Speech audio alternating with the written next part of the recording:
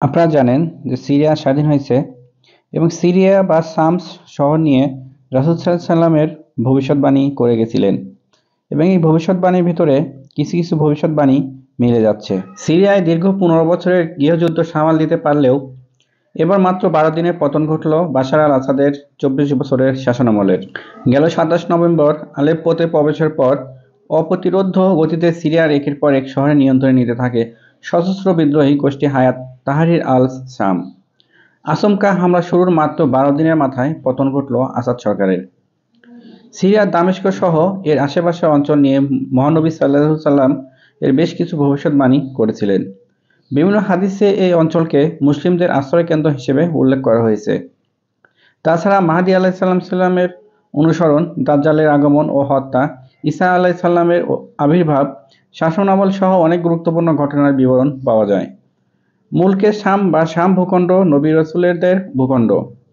কোরআন হাদিসের বিভিন্ন জায়গায় তার বরকত ও পবিত্রতার বর্ণনা রয়েছে। ইতিহাসের অগণিত ঘটনাবহ তার সঙ্গে জড়িত। মক্কা মদিনার পরই যার মর্যাদা স্বীকৃত। ভৌগোলিকভাবে আগের শামস অঞ্চল বর্তমানে কয়েকটি রাষ্ট্রে বিস্তৃত রয়েছে। বর্তমানে সিরিয়া, জর্দান, লেবানন, পূর্ণ ফিলিস্তিন ভূখণ্ড প্রাচীন মুলকে শামের অন্তর্ভুক্ত ছিল। এই শামের সঙ্গে ভবিষ্যতের ও কিয়ামত পূর্ব অনেক ঘটনা জড়িত রয়েছে। রাসূল সাল্লাল্লাহু আলাইহি সাল্লামের শামের ব্যাপারে বেশ কিছু ভবিষ্যদ্বাণী করেছিলেন। হযরত সুরাইব ইবনে উবাইদ রাহমাতুল্লাহ আলাইহি বলেন, আলী রাদিয়াল্লাহু আনহা ইরাকে অবস্থানকালে তাকে শামবাসীর ব্যাপারে বলা হলো, আপনি তাদের উপর অভিশাপ করুন। তখন তিনি বলেন, না, আমি রাসূল সাল্লাল্লাহু আলাইহি সাল্লামকে বলতে শুনেছি, শাম ভূখণ্ডে আবদালরা থাকেন, তারা 40 জন থাকেন। যখনই তাদের থেকে একজন মারা যান, আল্লাহ তার স্থানে অন্য একজনকে রাখেন। তাদের বরকতে বৃষ্টি হয় ও শত্রুর উপর জয়লাভ হয়। ভবিষ্যতে তাদের ওসিলায় শামবাসীর উপর থেকে আযাব তুলে নেওয়া হবে। আব্দুল্লাহ ইবনে আমর রাদিয়াল্লাহু আনহু বর্ণনা করেছেন, আমি রাসূল সাল্লাল্লাহু আলাইহি সাল্লামকে বলতে শুনেছি, হিজরতের পর আরেকটি হিজরত শীঘ্রই সংঘটিত হবে। তখন ভূপৃষ্ঠের সর্বোৎকৃষ্ট মানুষ হবে তারা, যারা ইব্রাহিম আলাইহিস সালামের হিজরত ভূমিতে শাম দেশে অবস্থান করবে। আর এই পুরো পৃথিবীতে সর্বনিকৃষ্ট মানুষরাই বাকি থাকবে। তাদের ভূমিগুলো তাদের নিক্ষেপ করবে। আল্লাহ তাদের অপছন্দ করবেন।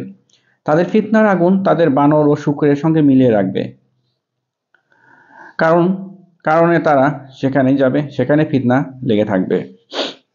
ইবনে হাওলা রাদিয়াল্লাহু আনহা বলেন, রাসূল সাল্লাল্লাহু আলাইহি সাল্লাম ইরশাদ করেন, ইসলামী বাহিনী শীঘ্রই কয়েকটি দলে দলভুক্ত হবে।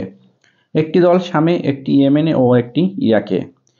ইবনে হাওয়ালা রাদিয়াল্লাহু আনহা জিজ্ঞেস করেন, হে আল্লাহর রাসূল, আমি যদি শেষ যুগে পাই, তখন আমি কোন দলে যুক্ত হব তা বলে দিন। রাসূল সাল্লাল্লাহু আলাইহি সাল্লাম বলেন, তুমি শামের বাহিনীতে থাকবে, কেননা তা আল্লাহর পছন্দনীয় ভূমির একটি। সেখানে তিনি তার সর্বোৎকৃষ্ট বান্দাদের একত্রিত করবেন। আর যদি তুমি তাতে যুক্ত না হতে পারলে, তুমি ইয়েমেনের বাহিনীকে গ্রহণ করো। কেননা আল্লাহ আমার জন্য, অর্থাৎ আমার উম্মতের জন্য শাম ভূখণ্ড ও তার বাসিন্দাদের দায়িত্ব গ্রহণ করেছেন। রাসূল সাল্লাল্লাহু আলাইহি সাল্লাম ইরশাদ করেন, মহাযুদ্ধের সময় মুসলিমদের ছাউনি হবে গোতা শহরে, যা দামেস্কের শহরের পাশে অবস্থিত। এটি শামের উৎকৃষ্ট শহরগুলোর একটি। আবু হুরায়রা রাদিয়াল্লাহু তাআলা আনহু সূত্রে বর্ণিত, রাসূল সাল্লাল্লাহু আলাইহি সাল্লাম ইরশাদ করেন, খোরসানা ভূমি থেকে কালো পতাকাবাহী দল বের হবে। তাদের কোনো কিছুই প্রতিরোধ করতে পারবে না, যতক্ষণ না তারা ইলিয়াত তথা জেরুজালেম না পৌঁছে। অন্য হাদিসে আছে, মুসলমানদের একজন খলিফার ইন্তেকালের পর মোতানক্য হবে।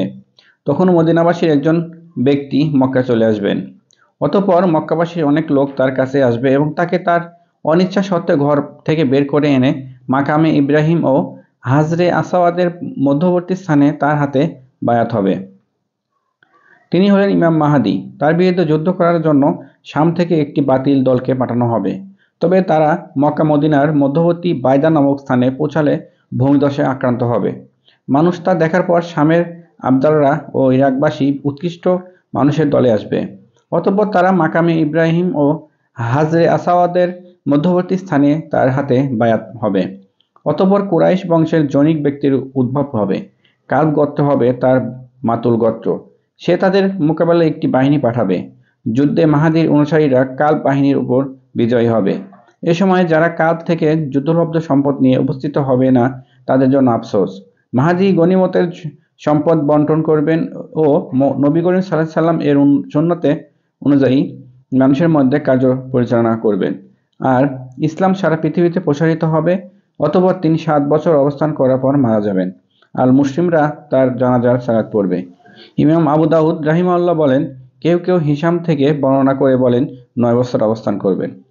দামেশকি ঈসা আলাইহিস সালামের অবতরণ সম্পর্কে নাওয়াস ইবনে সামান রাদিয়াল্লাহু তাআলা সূত্রে বর্ণিত একটি হাদিসে দাজ্জাল সম্পর্কে বর্ণিত হয়েছে, রাসূল সাল্লাল্লাহু আলাইহি ওয়াসাল্লাম ইরশাদ করেন, দাজ্জাল ইরাক ও শামের মধ্যবর্তী এলাকা থেকে বের হবে এবং ডানে পায়ে গোটা পৃথিবীতে ফাসাদ সৃষ্টি করবে। তাই হে আল্লাহর বান্দারা, তোমরা ঈমানের উপর অটল থাকবে। দীর্ঘ হাদিস বর্ণনার এক পর্যায়ে নবী করিম সাল্লাল্লাহু আলাইহি ওয়াসাল্লাম বলেন, দীর্ঘ 40 দিন ধরে দাজ্জালের অনিষ্টতার পর আল্লাহ ঈসা ইবনে মরিয়ম আলাইহিস সালামকে পাঠাবেন। তিনি দামেস্কের পূর্ববর্তী এলাকার শুভ্র মিনারের কাছে আসমান থেকে 2 জন ফেরেশতা কাঁধ চড়ে অবতরণ করবেন। তখন তার শ্বাস-প্রশ্বাস যে কাফেরের গায়ে লাগবে সে মারা যাবে, আর তার দৃষ্টিসীমার শেষ প্রান্তে গিয়ে তার শ্বাস-প্রশ্বাস পড়বে। তিনি দাজ্জালকে তালাশ করবেন, অতঃপর শামের বাবে লুদ নামক স্থানে তাকে হত্যা করবেন। সহিহ মুসলিম হাদিস নাম্বার 2937। রাসূলুল্লাহ সাল্লাল্লাহু আলাইহি ওয়াসাল্লাম বলেছেন, একটা সময় আসবে যখন গোটা বিশ্বে বড় বড় যুদ্ধ দেখা দেবে। তখন নও-মুসলিমদের একটি দল আল্লাহর পক্ষে, সত্যের পক্ষে, আল্লাহর দ্বীনের জন্য সংগ্রাম করতে থাকবে। ওই সময় আধুনিক যত অস্ত্রশস্ত্র থাকবে তা নিয়েই তারা সজ্জিত থাকবে আর সত্যের পক্ষে লড়াই করতে থাকবেন। ইবনে মাজাহ। সুতরাং চরম সংকটময় পরিস্থিতিতে আল্লাহ তাআলার বিশেষ সাহায্য ও অনুগ্রহ পাওয়ার কথা ঘোষিত হয়েছে, আর তা আসবে সিরিয়া নামক দেশের দামেস্ক শহরে।